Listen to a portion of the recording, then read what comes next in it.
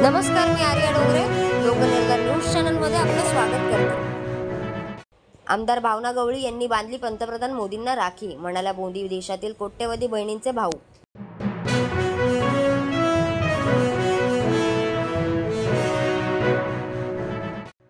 मोदी बोलतात एक करतात एक, शरद पवारांची जहरी टीका।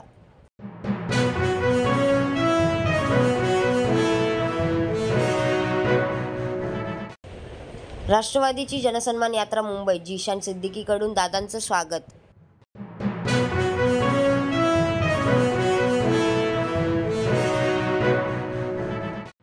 मुंबईचे माजी पोलीस आयुक्त संजय पांडे यांनी नाशिकमधून विधानसभा निवडणूक लढण्याची घोषणा केली आहे।